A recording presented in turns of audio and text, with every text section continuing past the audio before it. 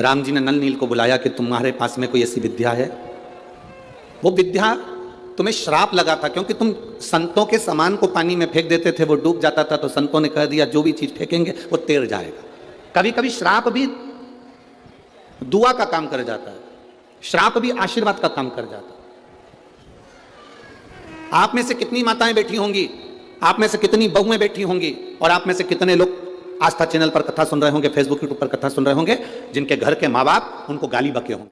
सास 24 घंटा बहुओं को कोसी भी होगी, गाली भी दी होगी, अपशब्द भी कहे होंगे, ताने भी दिए होंगे। पर कभी भविष्य पुराण को उठाकर पढ़ना, उस भविष्य पुराण में एक बात लिखी हुई है।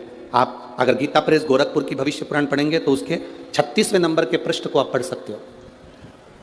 भविष्य पुराण के अंतर्गत वर्णन किया, घर के बुजुर्ग, घर की माता, घर के पिता अगर क्रोध में आकर अपने बच्चे को, अपनी बहू को, अपने बेटे को, अपने पोते को, अपनी पोती को गाली भी दे देते हैं, अपशब्द भी कह देते हैं, तो घर के बुजुर्ग के मुख से निकली हुई गाली भी आशीर्वाद का काम कर जाती है और उसका कल्याण कर देती है। अब आप में से कई ऐसे भी होंगे, अगर सास ने गाली बक की तो तुम पलट कर गाली बक दिया, उसने अपशब्द कहा, तुमने अपशब्द कह दिया। जरा विचार करिए, द्रौपदी के सोते हुए 5 पुत्रों का वध कर दिया था अश्वत्थामा ने, और द्रौपदी के सोते हुए 5 पुत्रों का वध जब अश्वत्थामा ने करा तो भीम ने पकड़कर द्रौपदी के सामने अश्वत्थामा को खड़ा कर दिया, और भीम ने द्रौपदी के हाथ में तलवार देकर कहा, ले द्रौपदी इस अश्वत्थामा का सिर काट दे, द्रौपदी इस अश्वत्थामा का सिर काट दे। द्रौपदी कहती नहीं, मैं अश्वत्थामा का सिर नहीं काट सकती। द्रौपदी, इसने तेरे पुत्रों को मारा, तू इसको मार दे। द्रौपदी हंसकर बोली, स्वामी इसने मेरे बेटे को मारा तो क्या मैं इसको मार दूंगी? कोई कुत्ता, कोई श्वान हमको काटेगा तो हम क्या कुत्ते को काट लेंगे? इधर होता है क्या ऐसा? जम के तो बोलो। नहीं, कुत्ता हमें काटेगा तो हम कुत्ते को नहीं काटते, सांप हमें काटेगा तो हम सांप को नहीं काटते। जब कुत्ता हमें काटा तो हम कुत्ते को नहीं काटते, सांप हमें काटे तो हम सांप को नहीं काटते, बल्कि हम उपचार कराते हैं, इंजेक्शन लगवाते हैं, दवाई गोली लेते हैं, पर हम उसे काटते नहीं हैं। उसी तरह जब घर के बड़े, सास हो, ससुर हो, बड़े हो घर के, वो तुम्हें अपशब्द कहें, गाली दें, आड़ा टेढ़ा कहें, तो हम पलट कर क्यों गाली दें, हम पलट के क्यों जवाब दें? तो ये तो वही हाल हो गया ना कि कुत्ता हमें काटा और हम कुत्ते को काट गए, सांप हमें काटा और हम सांप को काट गए। ना ना, शिव महापुराण की कथा कहती है ये सब दूर हटो। अगर तुम्हारे घर के बुजुर्गों ने तुम्हें अपशब्द कहा, तुम्हारे घर के बड़ों ने तुम्हें अपशब्द कहा, तुम्हारे घर के बुजुर्गों ने तुम्हें ताना दे दिया, आड़ा टेढ़ा कह दिया, गाली दे दी, अपशब्द कह दिया, कोई बात नहीं। घर के बुजुर्गों की गाली भी, अपशब्द भी कभी कभी हमारे जीवन को मार्ग बना देती है। ये नल नील के साथ हुआ। नल नील को श्राप दे दिया संतों ने। हम तुम्हें श्राप देते हैं, छोटे छोटे से नल नील संतों का सामान उठाकर पटक देते थे, संतों का सामान पानी में डाल देते थे, उनके पलंग, उनके गादी, तकिया, जो भी सामान होता था, उनका कुशा वगैरह सब पानी में डाल देते थे। तो संतों ने श्राप दे दिया, तुम जो चीज पानी में डालोगे वो तैरेगी, वो डूबेगी। अब उनका श्राप आशीर्वाद हो गया, राम जी के लिए उनका श्राप आशीर्वाद हो गया, और आशीर्वाद यह हो गया कि वो राम नाम लिखे पत्थर फेंके गए और वो तैरने लगे, वो तैर रहा है। अब पत्थर तैरना चालू हो गया, पुल बन गया।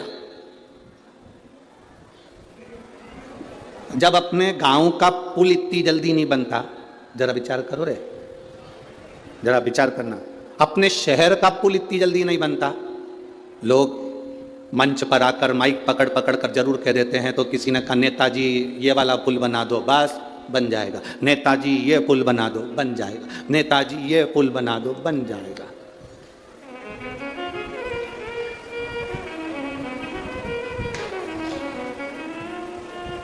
जो तुमने कहा नेताजी ने वो करा। क्या इतनी जल्दी पुल बन गए? जम के बोलो जरा, ए भिंड वालों, इतनी जल्दी पुल बन गए? जो बोले थे वो पुल बन गए इतनी जल्दी? नहीं बन पाते।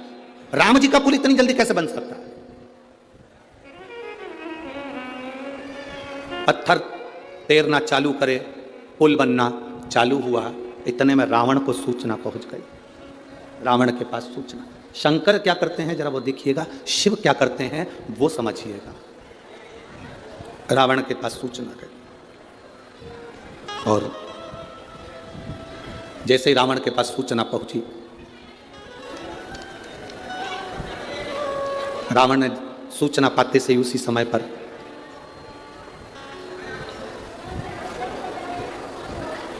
रावण के 3 पत्नियां थी।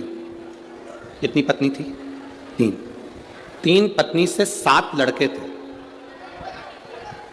3 पत्नी से 7 लड़के थे और एक रावण की लड़की थी जिसको स्वर्ण मच्छा कहा गया। अब आप कहेंगे गुरुजी ये कौन सी रामायण में से लिया गया है, तो आप अगर स्मरण करेंगे तो ये रामकेर रामायण, रामकेर रामायण का ये एक प्रसंग, बड़ा सुंदर प्रसंग है महाराज। थाई और कंबोडिया में ये रामायण का बड़ा बड़ा प्रचलन है वहां पर। तो रामकेर रामायण में लिखा, रावण की 3 धर्म पत्नियां थीं, उन 3 धर्म पत्नियों के 7 लड़के थे। 7 लड़कों में एक बहन थी जिसका नाम था स्वर्ण मच्छा, जिसको कहते थे स्वर्ण परी। रावण ने अपनी बेटी को बुलाया और बेटी से कहा, बेटी सुन, तू स्वर्ण परी है, मेरी बेटी है, तुझे मालूम है राम नाम लिखे पथ जा रहे हैं और पुल बांधा जा रहा है, कुछ ऐसा कर दे कि वो पुल ना बांधे। स्वर्ण मच्छा समुद्र में गई, अपने पिता के शब्द सुनकर पानी में गई और पानी में जाकर उसने अपने समुद्र के अंदर जितने भी जल के अंदर जितने भी जीव थे उन सबसे कहा, मेरा कहना मानो, इस सारे पत्थरों को उठा उठा कर एक कोने में लगाना चालू कर दो। जैसे ही नल नील पत्थर फेंकते वो पत्थर जाते, पुल बनकर आधा तैयार हुआ था, आधे पुल का सामान उठाकर सारे की सारे समुद्र के जीव उन पत्थरों को ले जाके छुपा देते। बड़ी आफत खड़ी हो गई। अब जब आफत खड़ी हुई तो लक्ष्मण जी ने, लखनलाल जी ने तुरंत उसी समय पर श्री हनुमंत लाल जी को बुलाया और हनुमंत लाल जी को बुलाकर कहा, श्री हनुमान जी महाराज ये बताओ कि ये पत्थर इतने तेराए जा रहे हैं, इतने पत्थर तेरा रहे हैं, ये पत्थर सब जा कहां गए? इतने पत्थर तेराने के बाद ये कहां जा रहे हैं? ये पत्थर कहां जा रहे हैं? कहा, महाराज जी पता नहीं ये पत्थर जा कर रहे हैं, ये पत्थर पहुंच कर रहे हैं। अब विचार किया गया कि आखिर ये पत्थर कहां जा रहे हैं। हनुमान जी महाराज बस पानी में कूदने वाले थे, पानी में कूदने वाले थे, इतने में देव अधिदेव महादेव उस समय पर प्रकट हो गए और भगवान शंकर ने कहा, हनुमान तुम्हें कहीं जाने की जरूरत नहीं है, रावण की लड़की है स्वर्ण मच्छा जो कि इस पानी में जाकर जीवों के साथ इन पत्थरों को लेकर एक कोने में एकत्रित कर रही है, इसलिए पुल नहीं बन पा रहा। आप आज्ञा करें मैं क्या करूं, आप आज्ञा करें मैं क्या करूं। तब भगवान शंकर ने कहा, तुम्हें कुछ नहीं करना, केवल तुम्हें करना कुछ नहीं है, केवल एक काम करना,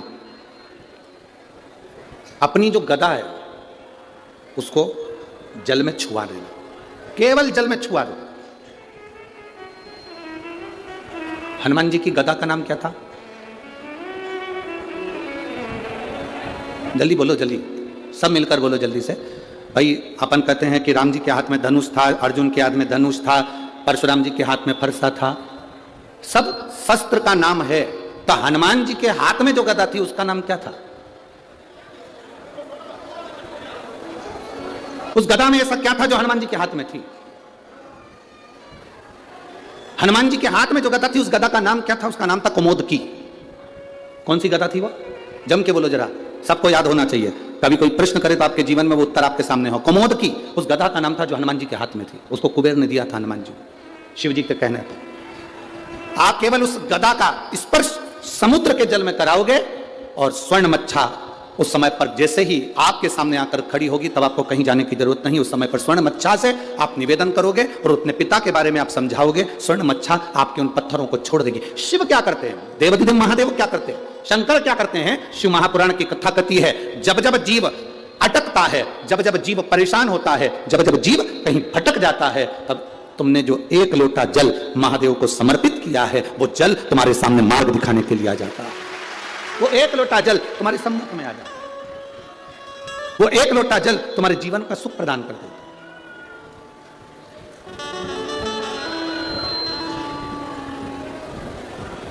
महाराज कल अपन ने कथा में श्रवण करा था, भगवान शंकर भगवान की धर्मपत्नी माता सती दक्ष प्रजापति के यज्ञ में जाती हैं और उनका शरीर उस यज्ञ की अग्नि में कूद कर उन्होंने अपने प्राणों को त्याग दिया था। सती मैया का शरीर यज्ञ की अग्नि में चले गया था और सती का जो अगला जन्म हुआ था वो कोयल का हुआ था। सती का जन्म काय का हुआ? जम के बोलो जरा, जम के बोलो। कोयल का जन्म हुआ। पार्वती तो बाद में बनी माता सती, पहले माता सती को कोयल बनना पड़ा था।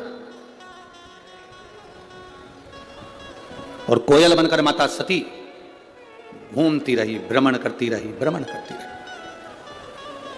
भ्रमण करते करते कोयल बनी माता सती। जहां पर कोई शंकर भगवान के शिवलिंग की पूजन करता था, मां सती कोयल बनकर वहां बैठकर कूका करती थी, भगवान शिव के नाम का उच्चारण करती थी।